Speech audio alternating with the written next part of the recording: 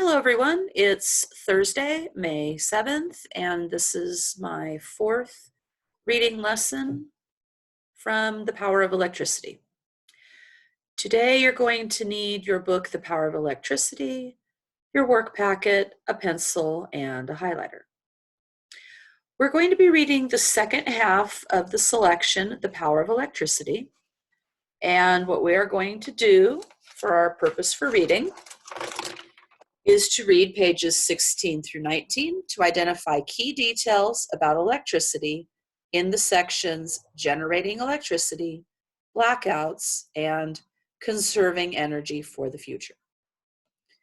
We'll start with our first read, where I will read the selection and circle key words or words that are difficult, and we will look for context clues to find their definitions.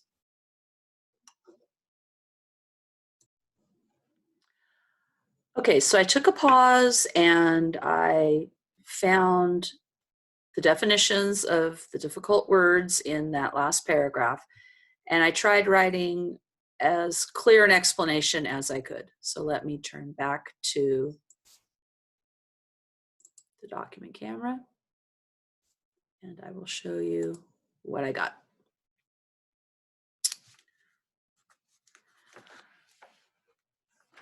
Okay, so Fujimura studies physics, which is mechanics or machines, and he is trying to study machines that don't use electricity. His refrigerator cools by pulling the heat away from the inside to the outside. And I've read the explanation on the computer, and it's a little difficult to explain. But the point of it is that it is a non-electric appliance. And what we're trying to do in this last section is conserve electricity. All right, so now we're going to go back to the beginning of this section, page 16. And we're going to look for the key details again. Key details about electricity, first in the section Generating Electricity.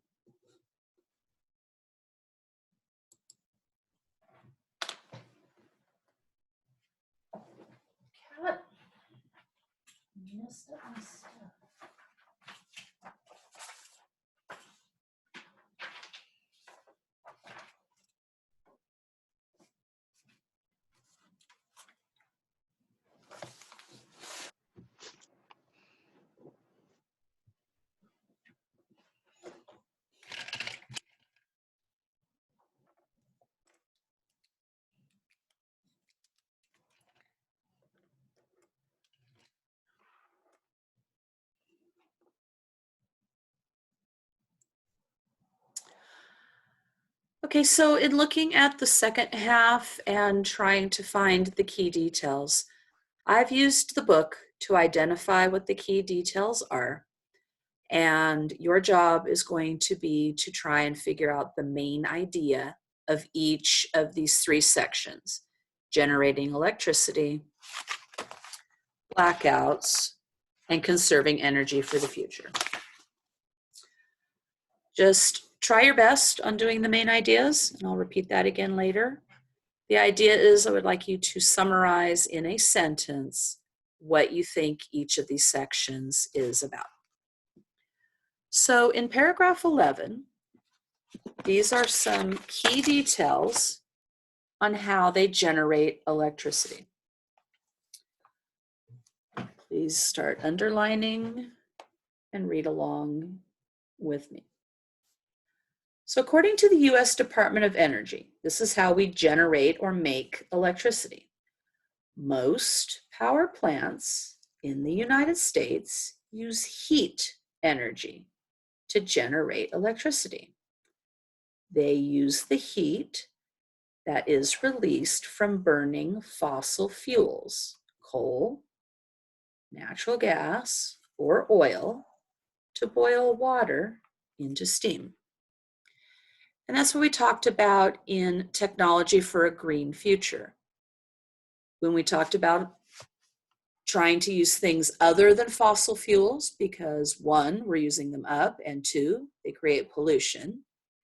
Right now, this is how we generate or make most of our electricity, by burning fossil fuels, which then boil the water into steam.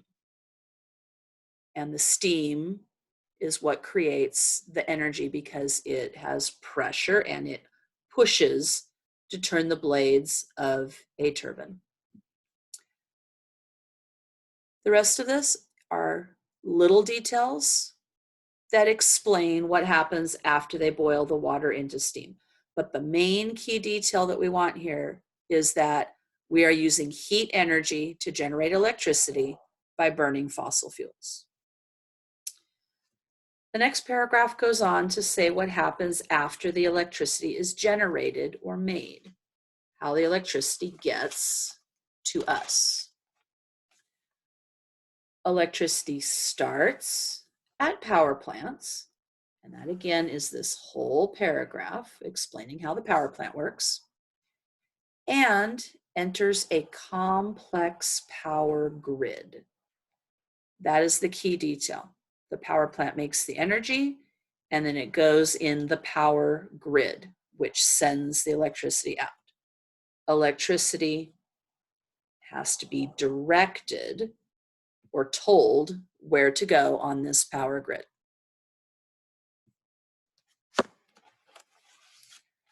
On the next page, more key details on what happens from power plant to power grid. When the power is in the grid, control centers throughout the electric grid direct power through electric substations.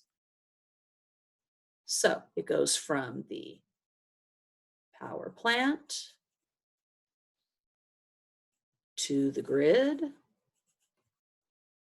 to different substations. Gets divided up to go to different areas.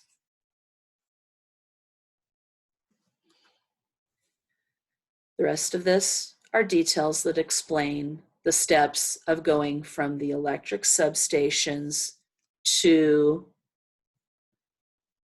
its destination, which are the outlets in our homes and in businesses. Next, we're going to talk about the paragraph on blackouts. Blackouts, again, happen when a computer malfunctions or breaks down and stops working. And then we get a blackout. Page. See what happens. That's a key detail in blackouts. I've actually already circled it as the explanation of the domino effect. Like falling dominoes, the power lines shut down. So from the previous page, the computer breaks down. Let me remind you, you should be annotating this, and you can pause anytime that I'm going too fast. The computer breaks down, and then the power lines shut down one after the other. Now I'm going to assume here that everybody knows what dominoes are. It's a game that you can play with the number of spots, but most of us, when we're kids, play with dominoes by standing them up and then tapping one domino and watching all the others go down, down, down, down. So when the power lines shut down, then that's when we have our blackouts. Now, engineers have approved the power system, but as the demand for electricity continues to grow, back up, try that again. As the demand for electricity continues to grow, region-wide power failures and blackouts have occurred. So in other words, the more we need power, the more we have problems with power failures and blackouts happening when computers shut down. In our last section, we're going to look at conserving energy for the future. Conserving, again, means saving energy. If you recall, one of the facts that we learned about fossil fuels is that by the time you, students, grow up to be our age, the age of your teachers, fossil fuels will most likely be all used up. So we definitely need to be conserving energy. We need to be saving it. And the way to save it is to find or develop alternative energy sources, such as renewable wind and solar power. Fossil fuels get used up, but renewable means that they can be made again.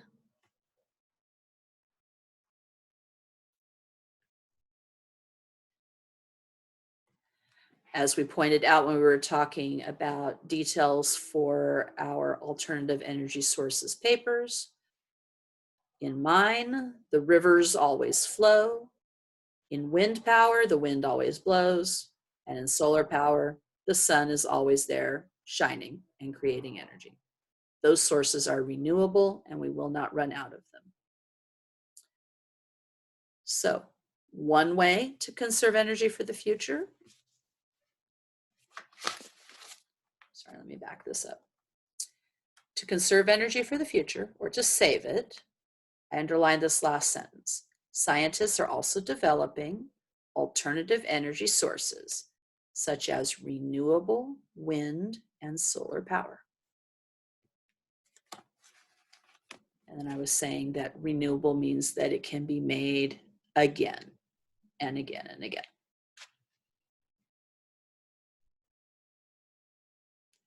So one way is to find other sources of power. Another way to conserve energy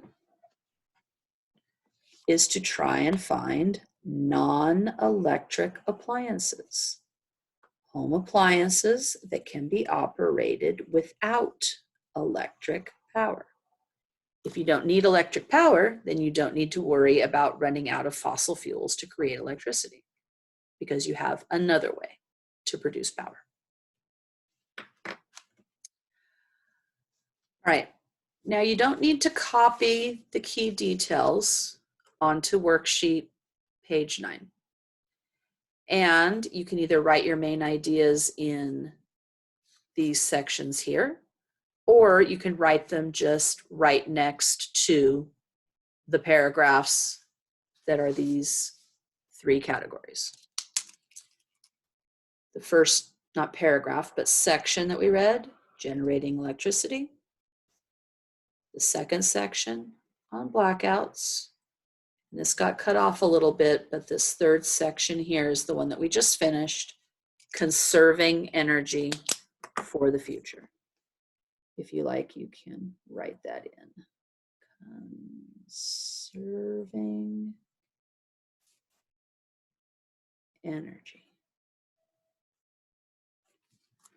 for the future.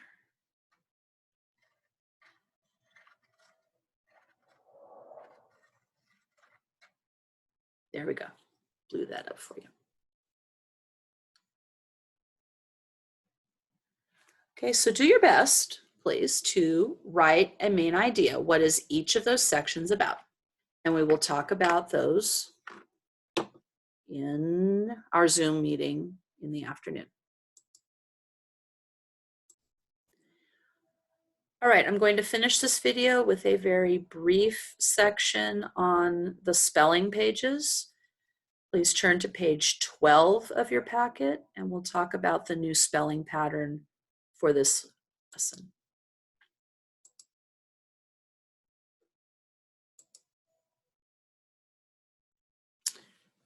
See if I can pull that back out. Come on. Smaller, please.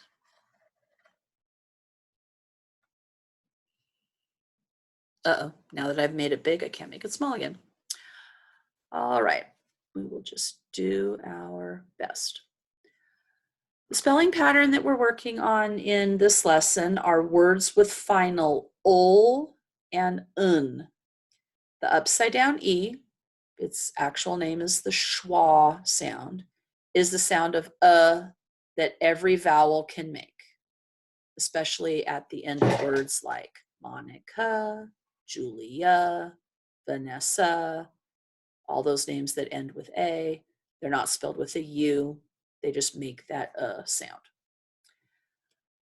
What I'm going to do is to read each word, and I'm going to write the upside down E up above the letter that is making that sound.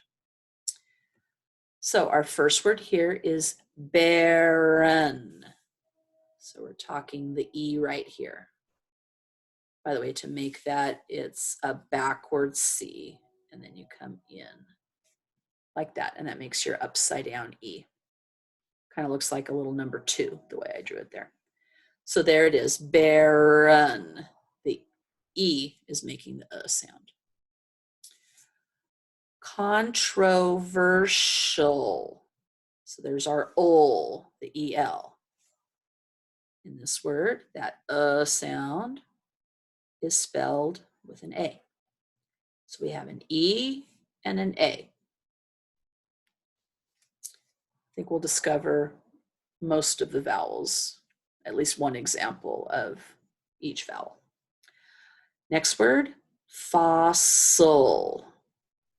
The in this one is being made by the letter I.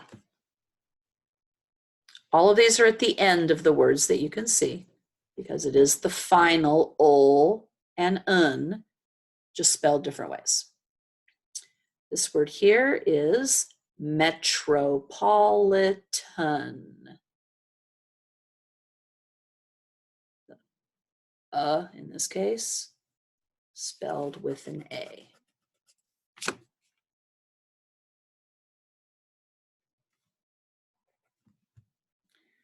Next line, chemical. Here the A is making the sound for this final ol. Next, essential, another AL. All of these have done AL so far, just one with an IL. Kitchen, the E is making this sound. And last word, travels. Try that again.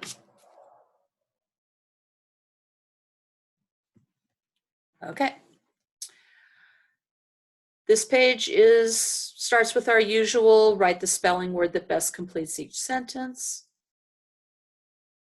Normally, we don't treat spelling words as vocabulary that needs to be explained with definitions, but in this case, I think we do need to explain the definitions. Most of these words are pretty high vocabulary. So what I'm going to do is write a definition up above each one, and hopefully that will help you with the first 4 sentences, writing the spelling word that best completes each sentence. Barren means empty. To put that in context, a desert is barren. It is empty of plants, animals, etc.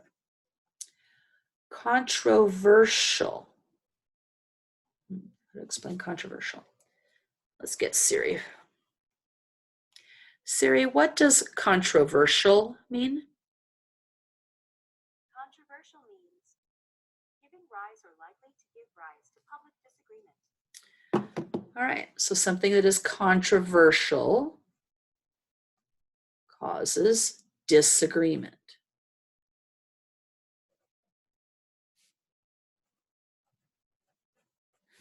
The stay-at-home order is very controversial because some people think we should stay at home and other people think that people's lives need to get back to normal, especially those that can't make money.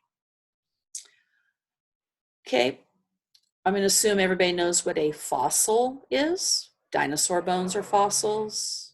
Fossils are anything that is very, very old. Bones, dinosaur tracks, things that are left behind thousands and millions of years later. Metropolitan. Metro has to do with the city. Keys is not a metropolitan area. San Francisco is a metropolitan area.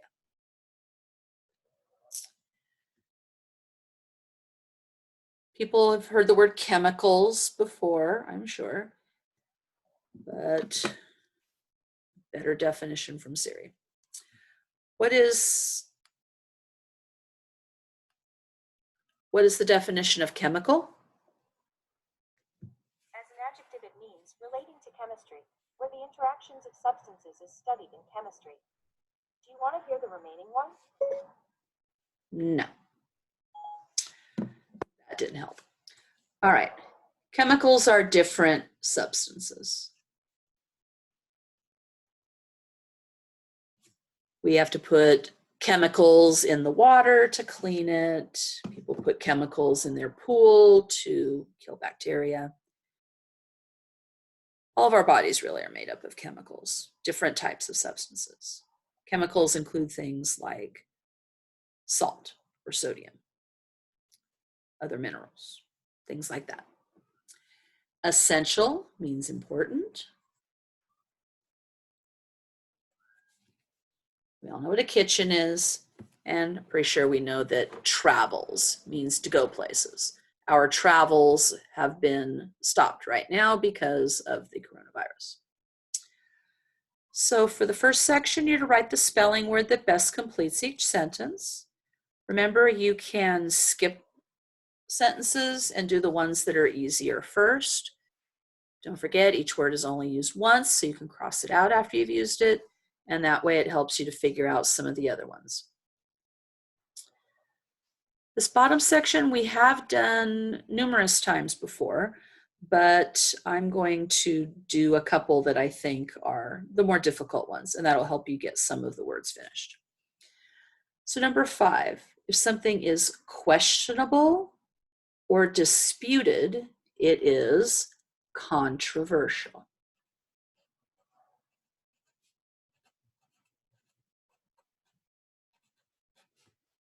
And let's please underline the ul spelling. That's what I have my kids do. Underline the letter or letters that are making our spelling pattern. So something that is controversial is questionable or disputed. Number 6, I think, is pretty easy. The last one I'll do is number 7. If something is necessary or crucial or important, then it is essential.